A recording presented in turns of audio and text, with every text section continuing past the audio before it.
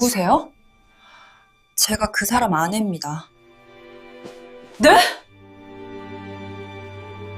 네가 결혼했다는 거 나도 알아. 제가 그에게 문자를 보낸 건 새벽 2시였습니다. 손이 떨려서 휴대폰을 제대로 잡을 수가 없었어요.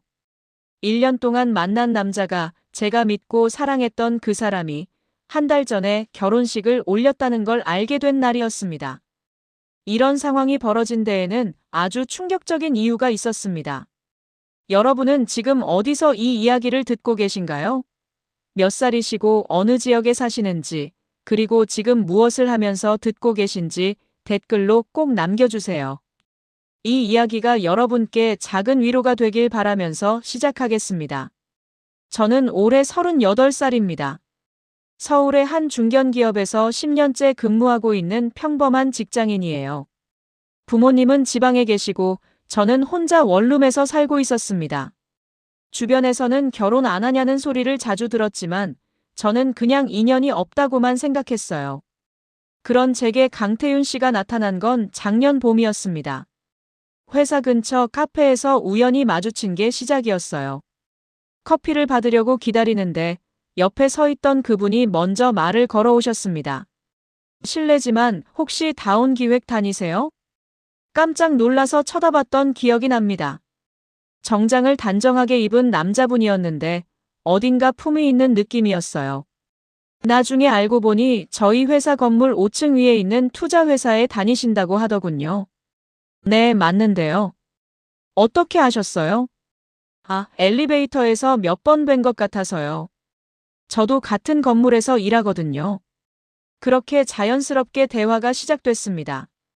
커피를 기다리는 몇 분 동안 날씨 이야기, 회사 이야기를 나눴어요. 그분은 예의 바르고 차분했습니다. 헤어질 때 명함을 건네시더니 다음에 점심 한번 같이 하자고 하셨어요. 속으로 생각했습니다. 이 사람 괜찮은 사람 같은데? 그 후로 우리는 자주 만났습니다. 처음엔 점심 식사로 시작했다가 퇴근 후 저녁 약속도 잡고 주말에 영화도 보러 갔어요. 태윤 씨는 항상 조신했습니다.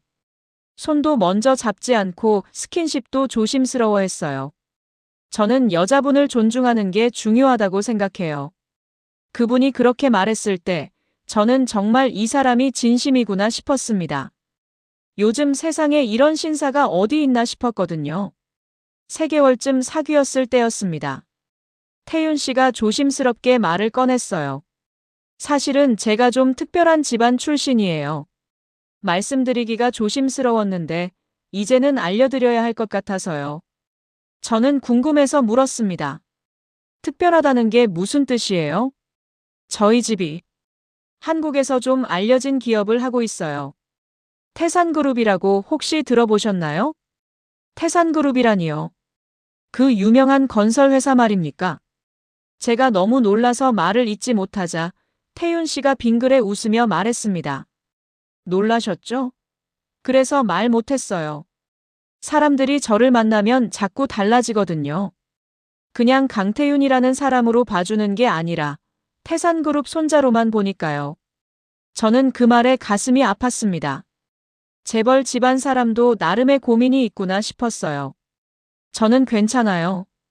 태윤 씨가 어떤 집안이든 제게는 그냥 태윤 씨예요. 그날 이후로 우리는 더 가까워졌습니다. 태윤 씨는 자신의 가족 이야기를 조금씩 들려주기 시작했어요. 할아버지께서 태산그룹을 일으키신 분이고 아버지는 차남이라 경영에는 참여하지 않고 계시다는 것. 그래서 본인도 비교적 자유롭게 살 수 있다는 것. 하지만 한 가지 이상한 점이 있었습니다. 태윤 씨는 절대 주말 저녁에는 만나지 못한다고 했어요. 토요일 오후까지는 괜찮은데 토요일 저녁부터 일요일까지는 무조건 가족과 시간을 보내야 한다는 거였습니다. 저희 집안 규칙이에요. 주말만큼은 꼭 가족이 모이거든요. 저는 그게 당연하다고 생각했습니다. 오히려 가족을 중요하게 생각하는 모습이 보기 좋았어요. 계절이 바뀌고 여름이 지나 가을이 왔습니다. 우리는 1년을 채워가고 있었어요.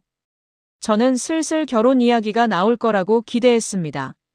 38이라는 나이가 부담스럽기도 했고 태윤 씨가 정말 좋았거든요. 그런데 이상했습니다. 태윤 씨는 미래 이야기를 하면 자꾸 화제를 돌렸어요. 우리 천천히 가요. 서두를 필요 없잖아요. 처음엔 신중한 성격이려니 했습니다. 하지만 점점 불안해지기 시작했어요. 1년이나 사귀었는데 가족 소개도 없고 구체적인 미래 계획도 없었으니까요. 속으로 생각했습니다. 혹시 나를 진지하게 생각하지 않는 건 아닐까? 결정타는 지난달 초에 왔습니다. 회사 후배 은지가 제자리로 다가오더니 조심스럽게 물었어요. 선배님, 혹시 인스타그램 하세요? 응, 왜? 그게 제가 우연히 봤는데요. 혹시 선배님이랑 사귀시는 분 성함이 어떻게 되세요? 순간 가슴이 철렁했습니다. 은지의 표정이 심상치 않았거든요. 강태윤인데 왜? 은지가 휴대폰을 제게 보여줬습니다. 거기에는 태윤 씨의 인스타그램 계정이 떠 있었어요. 저는 태윤 씨가 SNS를 안 한다고 알고 있었는데 비공개 계정을 가지고 있었던 겁니다. 그런데 문제는 그게 아니었습니다. 프로필 사진에 찍힌 사진 속에는 태윤 씨와 낯선 여자가 웨딩드레스와 턱시도를 입고 서 있었어요. 그리고 캡션에는 이렇게 적혀 있었습니다. 2025년 12월 14일, 평생의 동반자를 만났습니다. 지난달 14일이면 불과 한 달 전이었습니다. 그리고 그날은 제가 태윤 씨와 명동에서 데이트를 했던 날이었어요. 저녁 7시에 헤어졌는데 설마 그 후에 결혼식을 올렸다는 건가요? 선배님, 괜찮으세요? 얼굴이 새하얘지셨는데. 은지의 목소리가 멀리서 들려왔습니다. 저는 그 자리에서 쓰러질 것 같았어요. 손발이 차가워지고 숨이 막혔습니다. 그날 밤 저는 태윤 씨에게 전화를 걸었습니다. 5번을 걸었지만 받지 않더군요. 문자도 보냈어요. 태윤 씨, 할 말이 있어요. 꼭 전화 주세요. 하지만 답장은 없었습니다. 다음 날도 그 다음 날도 연락이 두절됐어요. 마치 사라진 것처럼요. 일주일이 지났을 때쯤입니다. 저는 더 이상 참을 수 없어서 태윤 씨 회사로 찾아갔어요. 하지만 경비실에서 막혔습니다. 강태윤 부장님은 한 달 전에 퇴사하셨는데요. 퇴사라니요. 그럼 지금 어디서 뭘 하고 있다는 건가요? 저는 미칠 것 같았습니다. 도대체 이게 무슨 상황인지 이해할 수가 없었어요. 1년 동안 저와 연애를 하면서 동시에 다른 여자와 결혼 준비를 했다는 건가요? 아니면 이미 약혼한 상태에서 저를 만난 건가요? 속으로 생각했습니다. 나는 도대체 뭐였던 거지? 그냥 심심풀이 상대였던 건가? 그렇게 2주가 더 흘렀습니다. 저는 밥도 제대로 못 먹고 잠도 못 잤어요. 회사에서도 자꾸 실수를 했습니다. 팀장님이 걱정할 정도였어요.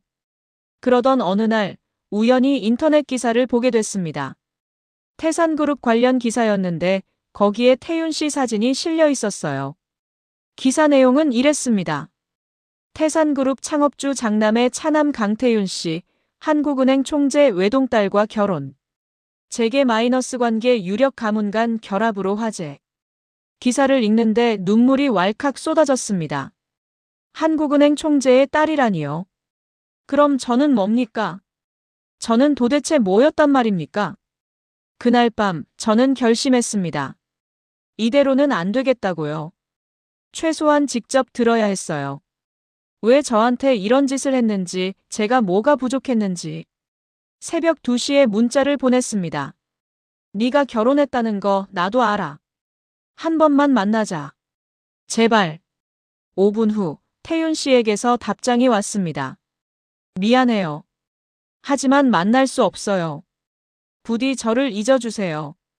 행복하세요. 그 문자를 보는 순간 저는 깨달았습니다. 이 사람에게 저는 정말 아무것도 아니었구나. 그냥 결혼 전 마지막 자유를 즐기기 위한 도구였을 뿐이구나. 하지만 저는 여기서 무너지고 싶지 않았습니다. 분했어요. 억울했고요. 1년이라는 시간을, 제 진심을, 제 사랑을 이렇게 가볍게 버리다니요. 속으로 생각했습니다. 좋아. 네가 원하는 게 그거라면 나도 각오는 됐어. 이대로 끝낼 수는 없어. 다음 날 아침, 저는 회사에 병가를 냈습니다. 그리고 곧장 강남에 있는 한 로펌을 찾아갔어요. 인터넷에서 본 혼인빙자간음죄 관련 기사에서 봤던 변호사님이었습니다. 상담실에 앉아서 지난 1년간의 일을 모두 설명했어요. 변호사님은 차분하게 제 이야기를 듣더니 고개를 끄덕였습니다. 증거가 있으신가요? 문자 메시지, 통화 기록, 같이 찍은 사진 같은 거요. 네, 다 있습니다. 문자는 수백 통이고 사진도 많아요. 데이트한 영수증도 보관해뒀고요. 변호사님이 제 휴대폰을 확인하더니 말했습니다. 이 정도면 충분합니다. 하지만 한 가지 문제가 있어요. 상대방이 재벌가 아들이라는 거죠. 싸움이 만만치 않을 겁니다. 저는 이미 각오하고 온 터였습니다. 괜찮습니다. 전 끝까지 갈 생각이에요. 변호사님이 잠시 저를 바라보더니 조용히 말했습니다. 그런데 의뢰인님, 혹시 다른 방법을 생각해 보신 적은 없으세요? 다른 방법이요? 형사고소 대신 민사로 위자료 청구를 하거나 아니면 좀 더 전략적으로 접근하는 방법 말입니다.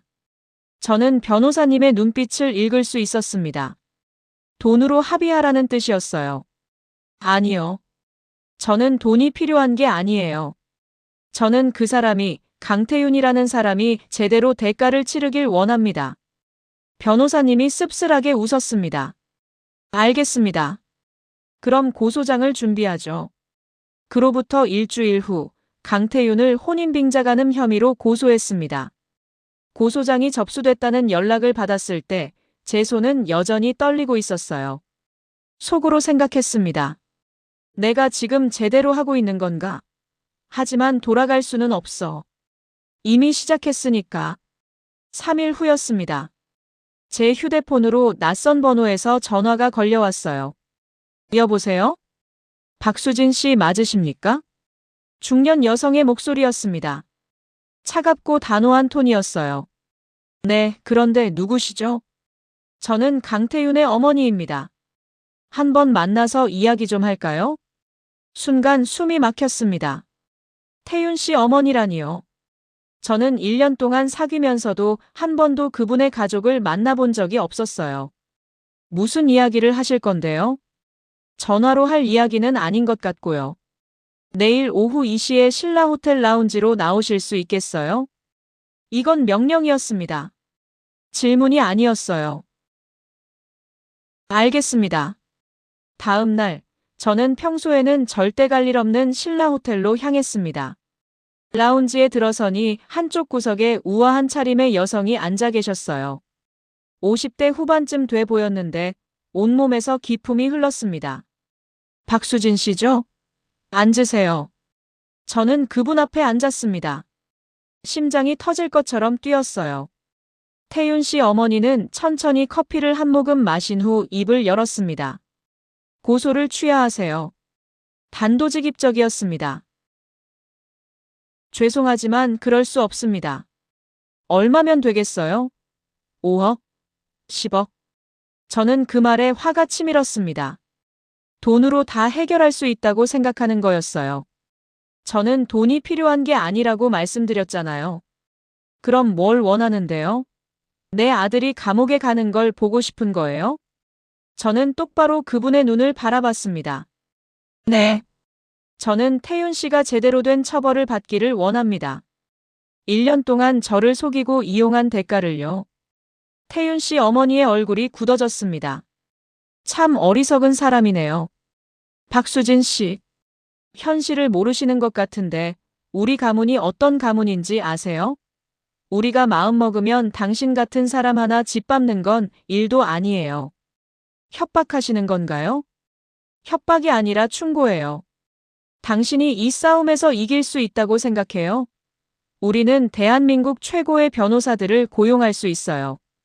당신 과거를 다 파헤칠 거고 언론을 동원해서 당신을 꽃뱀으로 만들 수도 있죠. 저는 몸이 부들부들 떨렸습니다. 하지만 물러서고 싶지 않았어요. 해보세요. 저도 물러서지 않을 겁니다. 태윤 씨 어머니가 가방에서 봉투 하나를 꺼내 테이블 위에 놓았습니다. 마지막으로 제안할게요. 이 안에 수표가 들어있어요. 10억입니다. 이걸 받고 조용히 사라지세요. 그게 당신한테도 좋은 거예요. 저는 그 봉투를 쳐다보지도 않았습니다. 필요 없습니다. 오늘 말씀 잘 들었습니다. 법정에서 뵙죠. 일어서려는데 태윤 씨 어머니가 차갑게 말했습니다. 후회할 거예요. 나중에 무릎 꿇고 빌어도 소용없을 거예요. 저는 대답하지 않고 라운지를 나왔습니다. 호텔 밖에 나오자마자 다리에 힘이 풀려서 벤치에 주저앉았어요. 온몸이 땀으로 젖어 있었습니다. 속으로 생각했습니다. 무서워. 정말 무서워. 하지만 여기서 포기하면 안 돼. 나는 잘못한 게 없어. 그날 밤 휴대폰으로 뉴스를 보다가 깜짝 놀랐습니다. 포털 사이트 연예면에 이런 기사가 떠 있었어요. 태산그룹 일가, 금품 갈취 시도 꽃뱀 피해 주장.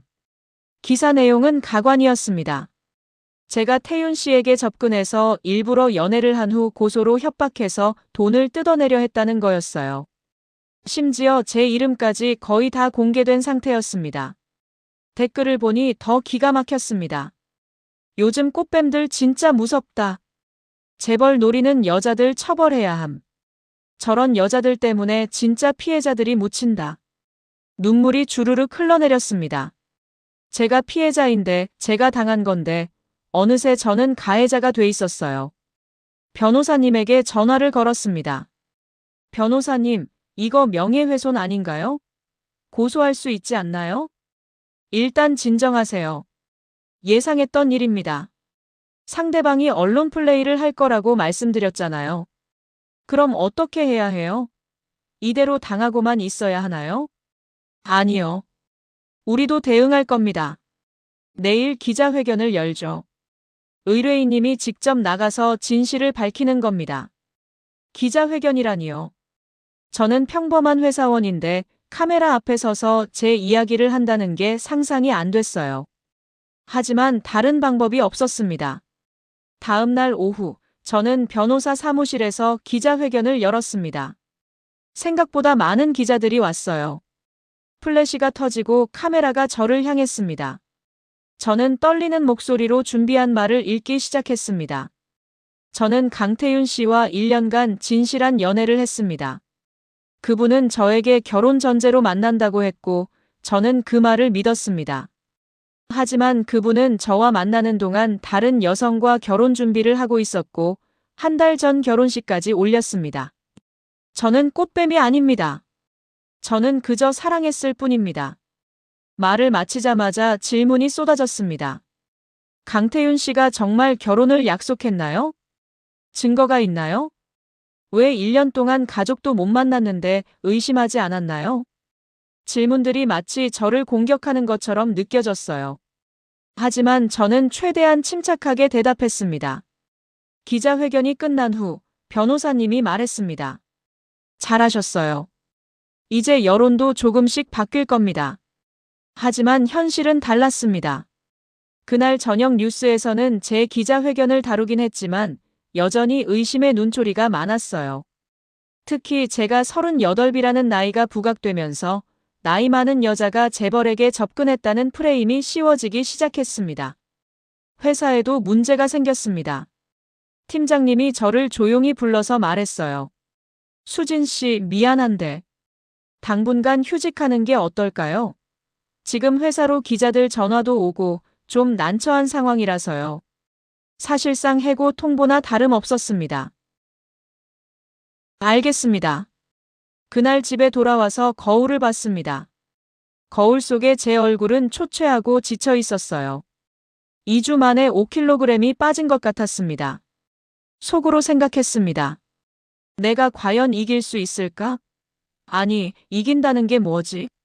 태윤 씨가 처벌받는다고 해서 내 상처가 아물까? 하지만 포기할 수는 없었습니다. 여기서 물러서면 정말 제가 잘못한 게 되니까요. 한 달이 흘렀습니다. 검찰 조사가 시작됐고 저는 3번이나 검찰청에 출석했어요. 조사를 받는 과정은 고통스러웠습니다.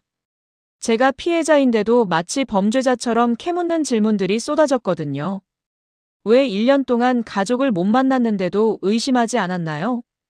정말 결혼을 약속받았나요?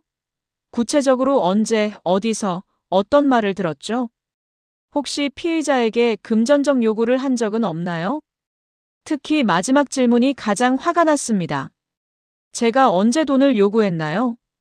반면에 태윤 씨 측 변호인단은 완전히 다른 이야기를 했습니다.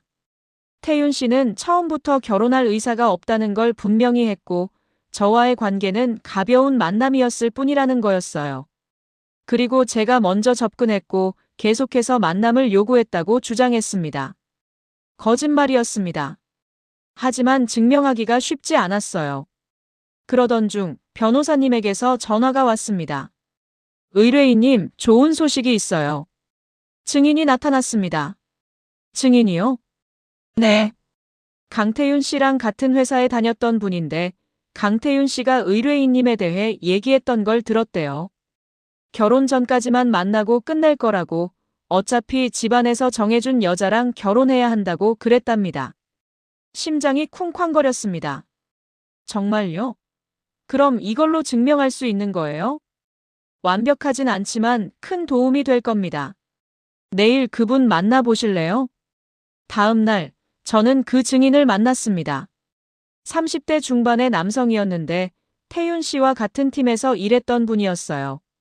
사실 저도 고민이 많았어요. 회사 동료를 배신하는 것 같기도 하고. 그런데 뉴스 보고 나서 이건 아니다 싶었습니다.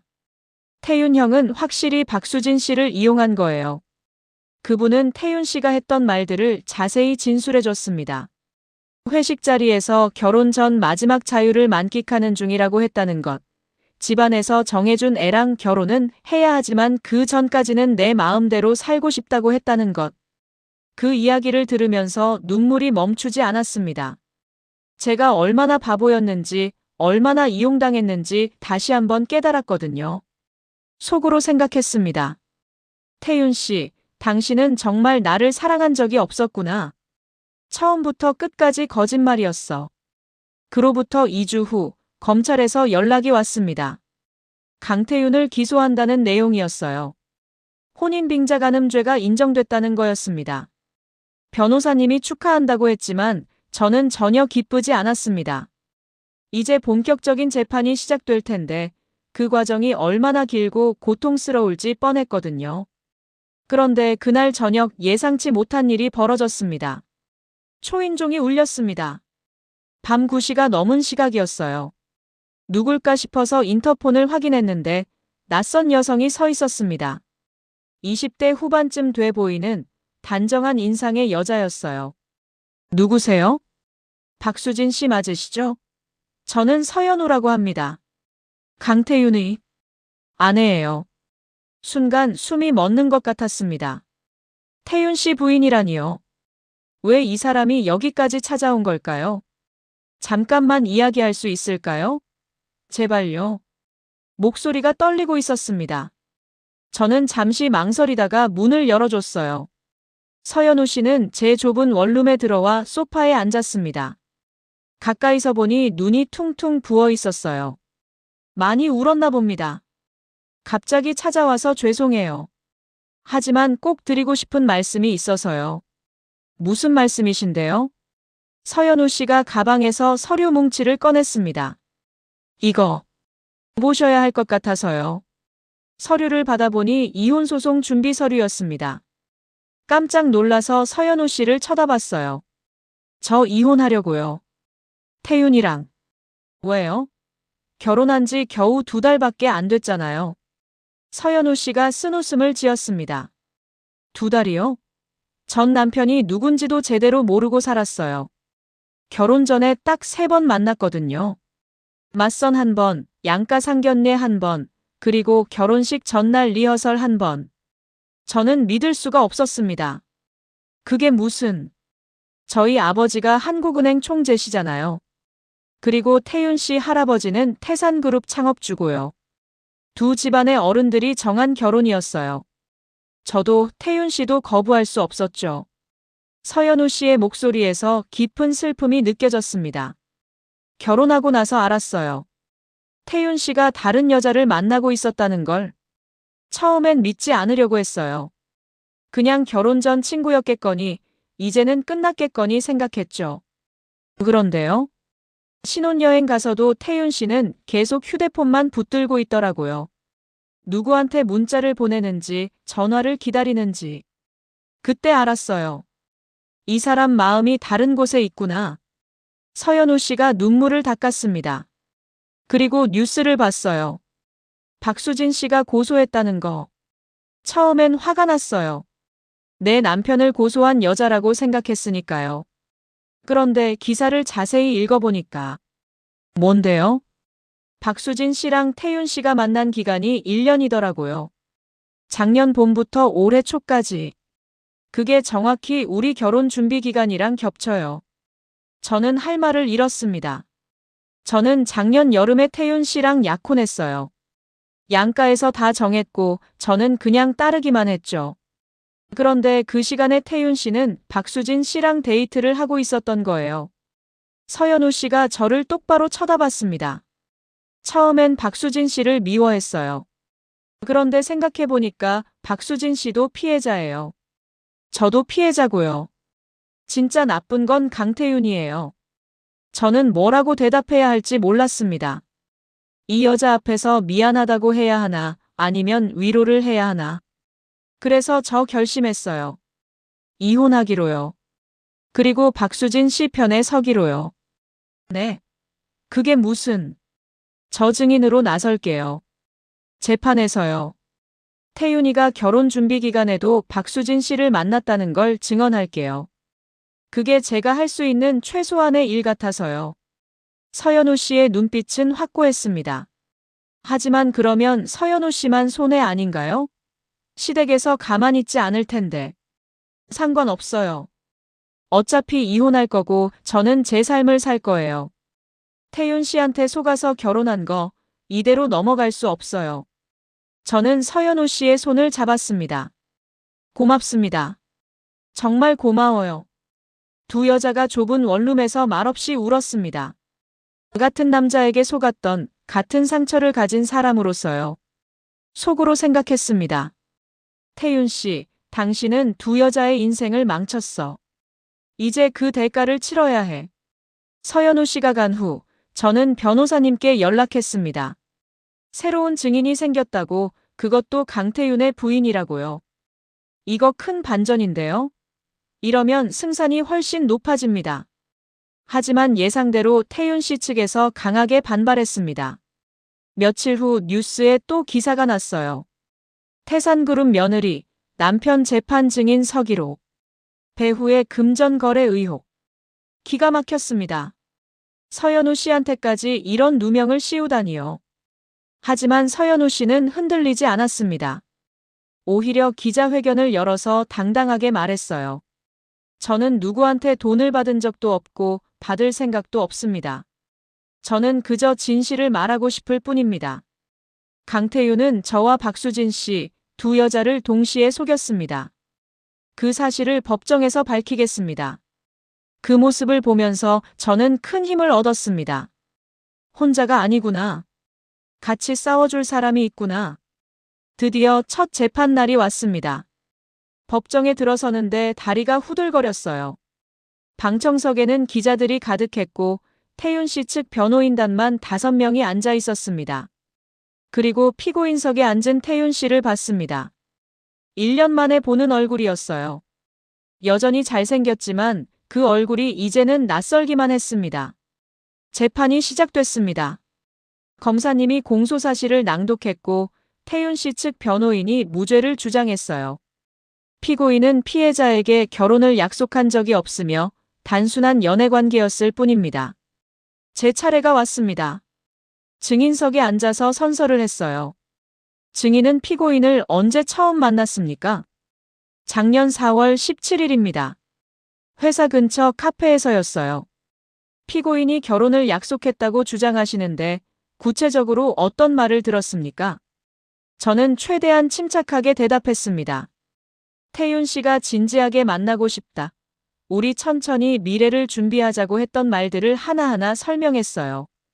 태윤 씨 변호인이 반대 신문을 시작했습니다. 증인, 피고인이 결혼하자는 직접적인 표현을 한 적이 있습니까? 직접적으로는 네, 아니라는 거죠? 그렇다면 증인이 일방적으로 오해한 것 아닙니까? 아니에요. 분명히 결혼을 전제로 만난다고. 증인 감정적으로 대답하지 마시고요. 사실만 말씀해 주세요. 재판은 제가 생각했던 것보다 훨씬 힘들었습니다. 변호인은 계속해서 제 말꼬리를 잡았고 제가 오해했다는 프레임을 씌우려고 했어요. 하지만 다음 증인이 나왔을 때 분위기가 바뀌었습니다. 바로 서연우 씨였어요. 증인은 피고인과 무슨 관계입니까? 법적으로는 아직 배우자입니다. 하지만 이혼 절차를 진행 중입니다. 피고인에 대해 아는 바를 말씀해 주시죠. 서연우 씨가 담담하게 말했습니다.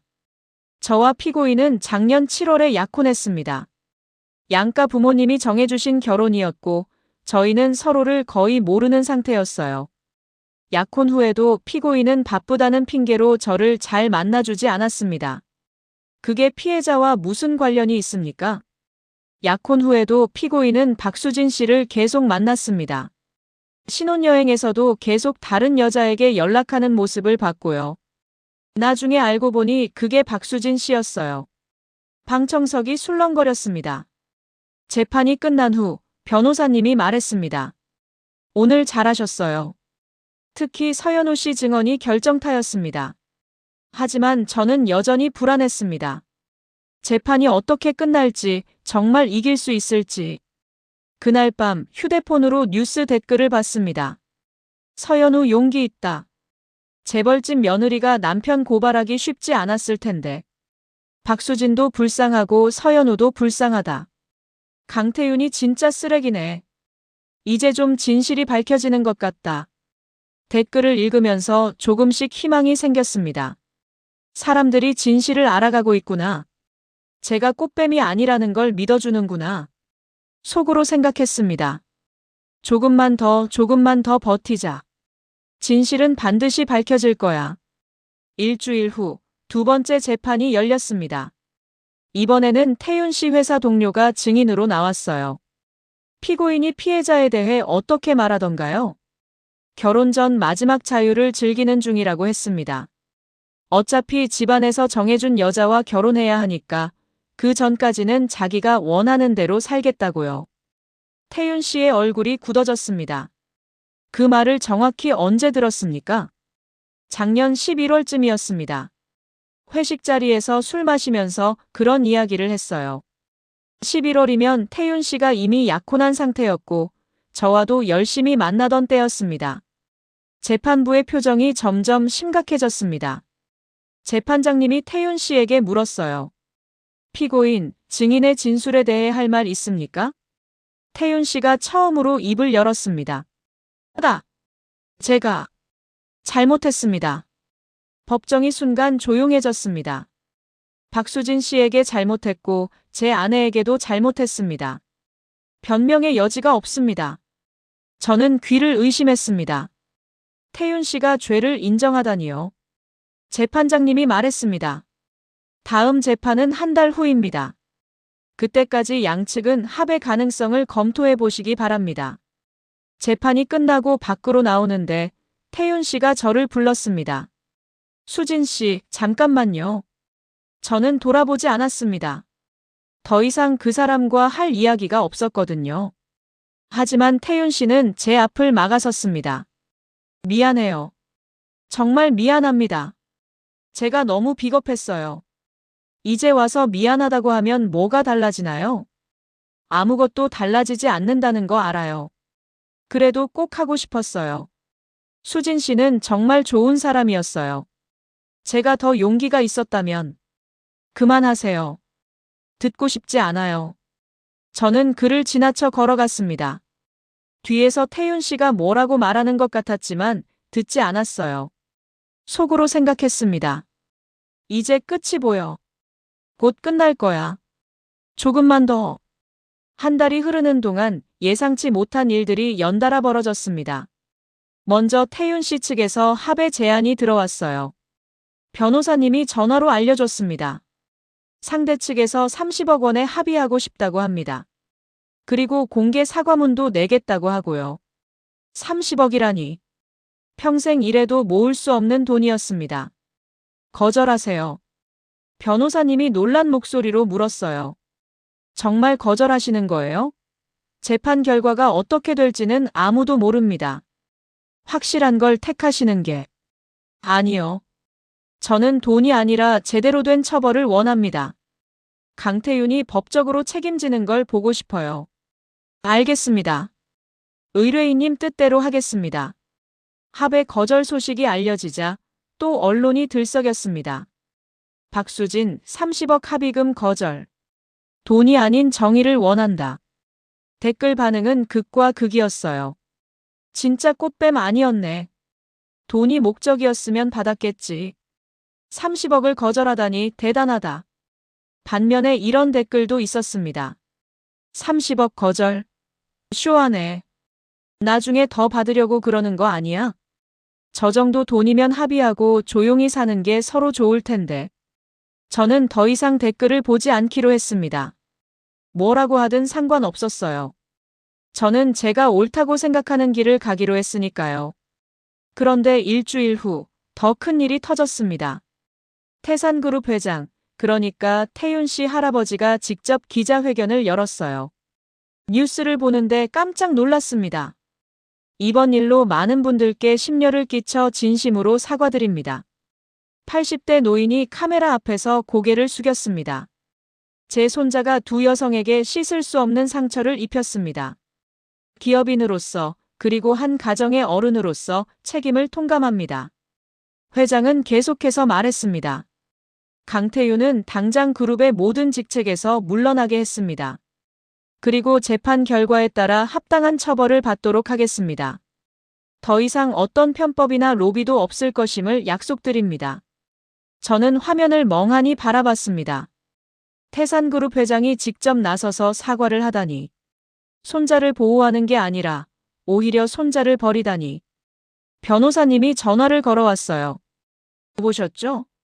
이거 큰 반전인데요. 상대 측 힘이 완전히 빠진 겁니다. 왜 갑자기 저러는 걸까요?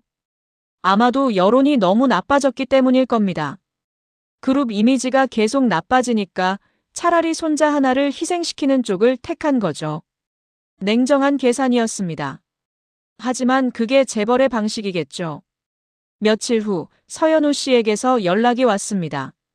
수진 씨, 이혼 성립됐어요. 진짜요?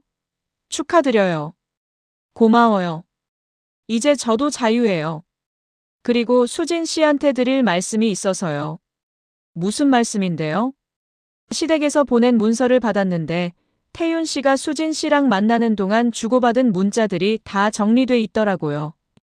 아마 재판 대비용으로 만든 것 같은데 이거 수진 씨한테 도움이 될 것 같아서요. 정말요? 보내주실 수 있어요? 이미 변호사님한테 보냈어요. 이거면 결정타 될 겁니다. 서현우 씨가 보내준 자료에는 태윤 씨가 저한테 보낸 수백 통의 문자가 정리돼 있었습니다. 그 중에는 이런 내용도 있었어요. 수진 씨랑 있으면 마음이 편해. 니는 나한테 특별한 사람이야. 우리 천천히 미래 준비해 가자. 서두를 필요 없잖아. 다음 주말에는 못 만나. 가족 행사가 있어서. 이해해줘. 마지막 문자는 제가 결혼 이야기를 꺼냈을 때 받은 답장이었어요. 결혼? 우리 아직 그런 이야기 하기엔 이르지 않아? 좋은 관계를 왜 서두르려고 해? 이 문자들을 보면서 깨달았습니다. 태윤 씨는 정말 교묘했구나. 직접적으로 결혼을 약속하지 않으면서도 저한테 희망을 주는 말들만 골라서 했구나. 속으로 생각했습니다. 이 사람 정말 악질이야. 계산적으로 사람을 이용했어. 드디어 최종 재판 날이 왔습니다. 법정은 전보다 더 많은 사람들로 가득 찼어요. 방청권을 구하려는 사람들이 새벽부터 줄을 섰다고 하더군요. 재판장님이 입을 열었습니다. 피고인 강태윤에 대한 혼인빙자간음 사건, 이제 최종 판결을 내리겠습니다. 심장이 터질 것처럼 뛰었습니다. 피고인은 피해자에게 결혼을 전제로 한다는 암묵적인 기대를 심어주면서 관계를 지속했습니다. 비록 직접적인 결혼 약속은 없었으나 정황상 피고인의 의도는 명백했습니다. 재판장님이 서류를 넘기며 계속 말했습니다. 특히 피고인은 타인과 약혼 및 결혼을 준비하는 과정에서도 피해자와의 관계를 지속했으며 이는 명백한 기만 행위에 해당합니다. 따라서 본 재판부는 피고인 강태윤에게 징역 1년 6개월을 선고하며 집행유예 3년을 명합니다. 탕! 재판장님이 망치를 내리쳤습니다. 이겼습니다. 제가 이긴 겁니다. 눈물이 주르륵 흘러내렸어요. 옆에 앉은 변호사님이 제 어깨를 토닥여줬습니다. 수고하셨어요. 정말 잘 싸우셨습니다. 법정 밖으로 나오니 기자들이 몰려들었습니다. 박수진 씨, 판결에 대해 한 말씀 해주세요. 앞으로 계획이 어떻게 되세요? 강태윤에게 하고 싶은 말이 있으신가요? 저는 마이크 앞에 섰습니다. 저는 1년이라는 시간과 제 진심을 다해 사랑했습니다. 그게 거짓으로 돌아왔을 때 정말 견딜 수 없었어요. 하지만 오늘 진실이 밝혀졌고 정의가 실현됐습니다. 목소리가 떨렸지만 끝까지 말을 이어갔습니다. 강태윤 씨에게 하고 싶은 말은 이제 없어요. 다만 앞으로 다른 사람에게는 이런 상처를 주지 않았으면 좋겠습니다. 기자회견이 끝나고 건물을 나서는데 서연우 씨가 기다리고 있었습니다. 수진 씨, 축하해요. 연우 씨도 고생 많으셨어요. 연우 씨 도움 없었으면 못 이겼을 거예요. 우리 둘 다 이긴 거예요.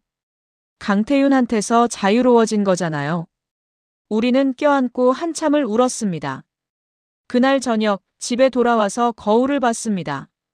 거울 속에 제 얼굴은 지쳐 있었지만 눈빛만은 살아 있었어요. 속으로 생각했습니다. 이제 진짜 끝이야. 이제 새로운 시작이야. 하지만 이야기는 여기서 끝나지 않았습니다. 일주일 후 예상치 못한 연락을 받았거든요. 판결이 난 지 일주일 후 낯선 번호로 전화가 걸려왔습니다. 박수진 씨 맞으십니까? 저는 MBC 시사 프로그램 PD입니다. 네, 그런데요. 저희가 혼인빙자 피해 여성들의 이야기를 다루는 특집 다큐멘터리를 준비 중인데요. 박수진 씨 사례를 중심으로 프로그램을 만들고 싶습니다. 저는 잠시 망설였습니다. 이제 조용히 살고 싶은데 또다시 제 이야기가 공개되는 게 부담스러웠거든요. 제가 꼭 나와야 하나요? 박수진 씨 사건이 사회적으로 큰 반향을 일으켰습니다. 이 사건을 통해 많은 여성들이 용기를 얻었고요. 박수진 씨 이야기가 더 많은 피해자들에게 도움이 될 수 있을 것 같습니다. PD님의 말을 듣고 생각했습니다. 제 고통이 누군가에게 도움이 될 수 있다면 그것도 의미 있는 일 아닐까? 알겠습니다. 출연하겠습니다. 한 달 후 다큐멘터리가 방송됐습니다. 제 이야기뿐만 아니라 비슷한 피해를 입은 여성 5명의 이야기가 담겨 있었어요. 그 중에는 10년 동안 속아서 3명의 아이까지 낳았지만 남자는 이미 다른 여자와 결혼한 상태였다는 분도 계셨습니다. 방송 반응은 뜨거웠습니다. 포털 사이트 실시간 검색어 1위에 올랐고 댓글에는 응원의 메시지가 가득했어요. 박수진님 정말 용기 있으시다. 응원합니다. 나도 비슷한 경험이 있는데 참고만 살았어요. 이 방송 보고 힘 얻었습니다. 혼인빙자죄 처벌 더 강화해야 한다. 하지만 가장 놀라운 건 다음 날 아침에 일어난 일이었습니다. 국회의원 한 분이 입법 발의를 했다는 뉴스가 떴어요. 혼인빙자 범죄 처벌 강화 및 피해자 보호법이라는 이름의 법안이었습니다. 뉴스를 보는데 전화가 왔습니다. 그 국회의원님 보좌관이었어요. 박수진 씨, 혹시 국회에서 공청회 열 때 증인으로 참석해 주실 수 있으신가요? 실제 피해자의 목소리가 필요합니다. 제가요?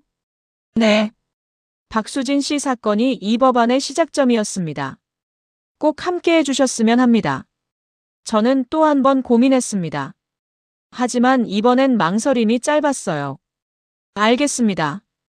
참석하겠습니다. 속으로 생각했습니다. 내 고통이 법을 바꿀 수 있다면 그게 최고의 복수 아닐까? 2달 후 국회 공청회가 열렸습니다. 의원님들 앞에서 제 이야기를 했어요. 어떻게 속았는지, 얼마나 힘들었는지, 그리고 왜 이 법이 필요한지. 저는 1년이라는 시간을 잃었습니다. 하지만 더 큰 문제는 똑같은 피해를 입는 여성들이 계속 나온다는 겁니다. 현행법은 처벌이 너무 약해서 가해자들이 두려워하지 않아요. 제 목소리는 떨렸지만 확신에 차 있었습니다. 이 법이 통과되면 적어도 강태윤 같은 사람들이 함부로 다른 사람의 인생을 가지고 놀지는 못할 겁니다. 공청회가 끝난 후 여러 의원님들이 다가와 악수를 청했습니다. 좋은 증언 감사합니다. 꼭 법안 통과시키겠습니다. 6개월이 흘렀습니다. 그동안 저는 회사로 복직했어요. 처음엔 동료들 눈치가 보였지만 다들 아무 일 없었던 것처럼 대해줬습니다. 팀장님은 조용히 말했어요. 수진 씨, 고생 많았어요. 앞으로는 좋은 일만 있을 거예요. 그 말이 참 고마웠습니다. 서연우 씨와는 가끔 만나서 차를 마셨어요. 이혼 후 혼자 작은 갤러리를 열었다고 하더군요. 수진 씨, 나 요즘 정말 행복해요. 처음으로 내 인생을 사는 것 같아요. 저도요. 연우 씨 덕분에 여기까지 왔어요. 무슨 소리예요? 수진 씨가 용기 내줘서 나도 힘을 얻은 거예요. 우리는 웃으며 잔을 부딪혔습니다. 그러던 어느 날 반가운 소식이 들려왔습니다. 혼인빙자 범죄 처벌 강화 및 피해자 보호법 국회 본회의 통과. 법이 통과된 겁니다. 제 이야기에서 시작된 법이 진짜 법이 된 거예요. 뉴스를 보는데 눈물이 났습니다. 기쁨의 눈물이었어요. 변호사님한테 전화가 왔습니다. 보셨죠? 축하드립니다. 박수진 씨가 대한민국 법을 바꾼 겁니다. 믿기지 않아요. 제가 그런 일을 해냈다니. 믿으세요.